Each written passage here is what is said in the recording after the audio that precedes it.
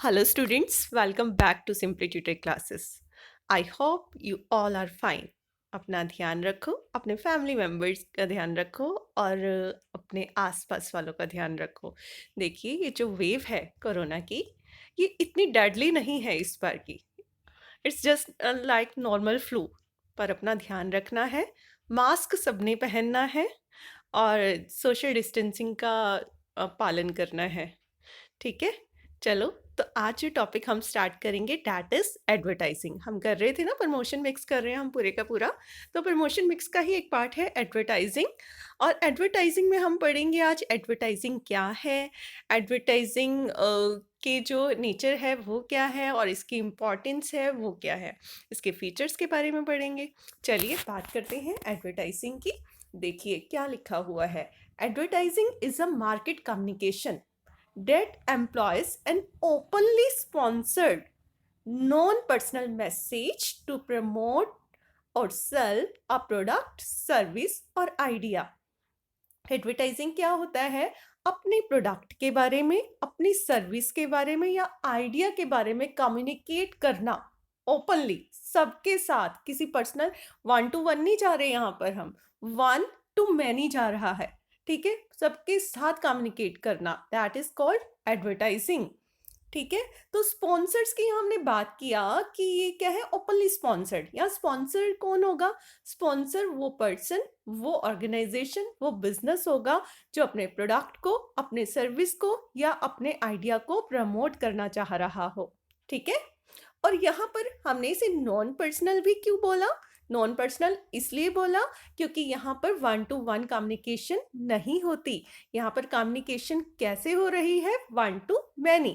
One two many का क्या मतलब है कि एक प्रोडक्ट के बारे में बताया जा रहा है नंबर ऑफ मास पॉपुलेशन को, नंबर ऑफ पीपल को। ठीक है, जैसे कि जो मीडियम होता है हमारा एडवर्टाइजिंग का, कि कैसे कैसे हम एडवर्टाइजिंग को कम्युनिकेट कर सकते हैं। तो देखिए, ट्रेडिशनल वेज भी थे एडवर्टाइजिंग के, और आज की डेट के देखें तो मॉडर्न वेज भी हम बात कर सकते हैं। अगर हम ट्रेडिशनल वेज की बात करें एडवर्टाइजिंग की, तो वो क्या था? पहले हम क्या मीडिया यूज़ करते थे ताकि हमारी बात number of people, mass population तक पहुंच सके। तो वो होता था newspaper, magazine, television, radio, outdoor advertising और डायरेक्ट मेल। ठीक है, आउटडोर एडवर्टाइजिंग कैसे कि जैसे आपने देखा होगा ना कि चौराहों पर या जो रेड लाइट्स होती हैं वहाँ पर बड़े बड़े बोर्ड्स लगे होते हैं, बैनर्स लगे होते हैं। वो बैनर्स भी क्या कर रहे हैं? एडवर्टाइज कर रहे हैं ना अपने आप को, बैनर्स के थ्रू, होर्डिंग्स के थ्रू।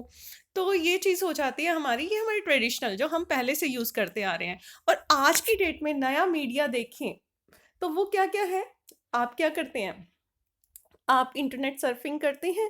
इंटरनेट सर्फिंग पर आप गूगल यूज़ कर रहे हैं, आप सोशल मीडिया के बड़े सारे प्लेटफॉर्म्स यूज़ करते हैं, फेसबुक यूज़ करते हैं, इंस्टा यूज़ करते हैं, और whatever you are using, YouTube also. तो वहाँ पर आपको वो दिखती हैं, पॉपअप एड्स होती हैं।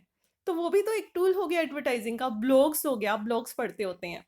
सोशल मीडिया, वेबसाइट हो गया, कोई भी वेबसाइट, टेक्स्ट मैसेजेस हो गया। ये क्या हो गया? ये आजकल के दौर में यूज़ होने वाले एडवर्टाइजिंग के टूल हो गए। तो आई होप आपको एडवर्टाइजिंग का मीनिंग क्लियर है। एडवर्टाइजिंग का मीनिंग अपने प्रोडक्ट, सर्विस या आइडिया को प्रमोट करना मास पॉपुलेशन के साथ। क्लियर? चलिए अब बात करते हैं फीचर्स ऑफ एडवर्टाइजिंग। एडवर्टाइजिंग के फीचर देखो, किसी भी टॉपिक के फीचर आपके कहाँ से निकल कर आते हैं? किसी भी चीज़ के फीचर आपके उसके मीनिंग से निकल कर आ गए।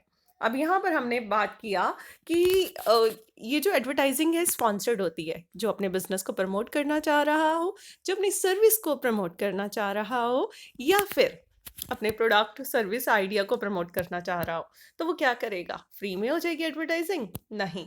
तो वो क्या करना करेगा? उसके लिए पे करेगा। अगर वो किसी टेलीविज़न चैनल पर लगाता है तो टेलीविज़न चैनल को उसे पैसा पे करना पड़ेगा। होर्डिंग छपवाकर जिस जगह पर लगवाता है, जगह का भी पैसा देना पड़ेगा, और जो वो होर्डिंग वो छपवा रहा है, जो प्रिंट करवा रहा है, उसके भी पैसे देने पड़ेंगे। तो ये क्या हो गया? It is a paid form. इसको कैसे कम्युनिकेट कर रहे हैं हम? एडवर्टाइजिंग टूल को कैसे यूज़ कर रहे हैं? पैसा देकर, पे करके। Next, it is a non personal presentation of message. जैसा कि मैंने आपको बताया, यहाँ वन टू वन कम्युनिकेशन तो होता नहीं जैसे पब्लिक रिलेशन के अंदर होता है। यहाँ पर जो कम्युनिकेशन हो रहा है वन टू मैनी, होर्डिंग है। जितने भी लोग रेड लाइट पर, जैसी रेड लाइट होती है रुकते हैं, तो वो इधर उधर झांकते होते हैं, देखते होते हैं। तो वहाँ पर जो होर्डिंग है, तो उनकी नज़र कहाँ जाएगी? सीधा इधर उधर झांक रहे हैं तो होर्डिंग पे पढ़ने लग जाते हैं, चलो भाई 1 मिनट पास तो करना है, कैसे ना कैसे करेंगे। ठीक है, तो वो होर्डिंग पढ़ने लग गए। इसके अलावा टीवी आप देख रहे हैं, कोई न्यूज़ चैनल देख रहे हैं तो बीच में एडवर्टाइजमेंट आती है, खाना खा रहे हैं, टीवी देख रहे हैं तो बीच में वो आपको फिर वो आप उसको देख ही रहे हैं, तो वो क्या है, जितने लोग उस टाइम पर उस न्यूज़ चैनल को देख रहे होंगे वो उस एडवर्टाइजमेंट को देखेंगे। सिमिलरली आप एफएम सुनते होते हैं, तो एफएम में बीच बीच में एडवर्टाइजमेंट्स आती होती हैं, तो वो भी क्या हो गया, एक तरह से नॉन पर्सनल प्रेजेंटेशन हो गया। उसके बाद पर्पस क्या है एडवर्टाइजिंग का? अपने आइडिया को प्रमोट करना, अपने प्रोडक्ट को प्रमोट करना और अपने सर्विस को, ये हम बात कर ही चुके हैं। Advertising issued by an identified sponsor. Identified sponsor, जैसे मैं एग्जांपल देती हूँ, जैसे कोलगेट की ये ऐड आ रही है कि कोलगेट के बारे में, तो यहाँ पर ये ऐड कौन दे रहा है? Hindustan Unilever limited. Colgate is the product of Hindustan Unilever limited. तो हम स्पॉन्सर को आइडेंटिफाई कर सकते हैं। जगह जगह बैनर्स लगे होते हैं, जैसे टाटा स्टील का बात करते हैं कि टाटा स्टील्स ने जब डोर वाले सेगमेंट्स में, कि इन्होंने स्टील के डोर्स जो कि बिल्कुल वुडन डोर्स दिखते हैं, इस सेगमेंट में ये लोग आए तो इन्होंने जगह जगह बैनर्स लगाए। तो मुझे भी सबसे पहले जो इसका पता चला होर्डिंग के थ्रू कि I stopped on a red light and I started hoarding where they told about their new segment of the Tata Steel Gate। ठीक है, तो ये क्या था? तो यहाँ पर हम डायरेक्टली, अगर हमें पता है कि कोई नाम जुड़ा हुआ है, ब्रांड नेम जुड़ा हुआ है, तो हम उसको नाम को आइडेंटिफाई करते ही हमें पता चल जाता है कि यहाँ पर स्पॉन्सर पैसा किसने लगाया होगा एडवर्टीजमेंट के अंदर। चलिए बात करते हैं फंक्शंस ऑफ एडवर्टाइजिंग की। आप एडवर्टाइजिंग कर रहे हैं तो उसके क्या क्या काम होंगे? भाई हम पैसा भी खर्च कर रहे हैं, मेहनत कर रहे हैं, जगह जगह होर्डिंग्स लगा रहे हैं, बैनर्स लगा रहे हैं, तो उसका फ़ायदा क्या है, फंक्शन क्या है?